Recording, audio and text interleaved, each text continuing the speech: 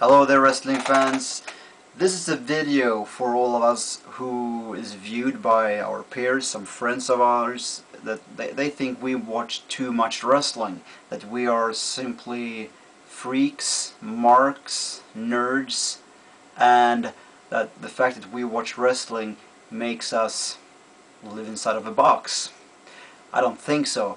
I made up a list of 20 signs of you watching too much wrestling. If you fill up to any of these criteria that I'm about to mention, 20 of them, that is a sign that you might be watching too much wrestling and that you might indeed be a freak. These 20 criteria are not randomly ordered as in a top 20, they are just 20 criteria for you watching too much wrestling. And I'll start with number 20. You travel to the headquarters of WWF and wonders who the wrestler dressed as a panda is. Number 19. Whenever someone wins a title in MMA, you openly complain about poor booking and that the new champion isn't ready for such a push. 18. Have your own entrance theme played along with pyros going off every time you enter somewhere. That's definitely a sign of you watching too much wrestling. Number 17. When in need for some extra time off from work, you gather all your colleagues, including your boss, and hold a speech telling them you have lost your smile. We all know what that's about. 16. Believe the ladies employed at your working place are all valets.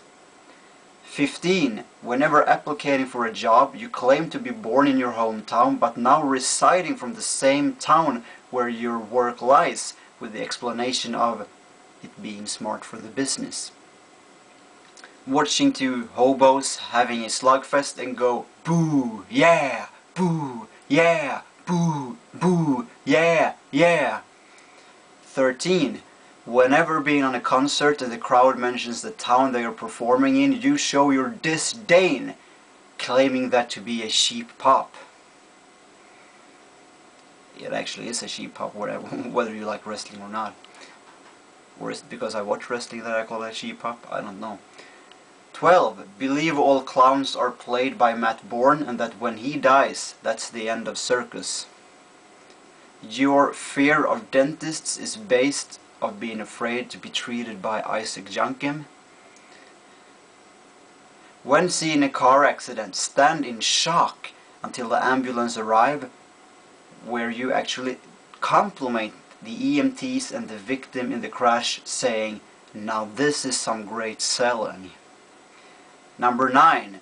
In case of stealing someone's girlfriend/wife, you 4 years later take great pride in beating up their dad to rub salt into their wounds. 8. Establish your own clique in your neighborhood with the words, "You create the rules and we will break them." Number 7. When being in the midst of a bar fight, you sneak a sharp object in order to blade yourself. And you actually do blade yourself. Number 6. You say "what" every time someone's finished a sentence. 5. Screw your business partner and take over the company with the motivation of him or her being the Marty Jannetty of your corporation. Only 4 left. Have you filled up some criteria you should be worried right about now? 4. Completely unprovoked, you attack your friend by nailing him in the back with one of your shoes and by smashing his head in the copier, and then try to explain it with you making a heel turn.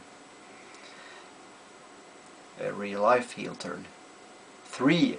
In case of your boss not giving you the raise or the promotion you think you deserve, you put him in a Boston Crab until he finally gives you what you want. Number 2 of signs or criteria that you might be watching too much wrestling. In case of you getting fired, you return to your working place the next day wearing a mask, apparently claiming to be someone else. We've never seen that happen in wrestling. 1.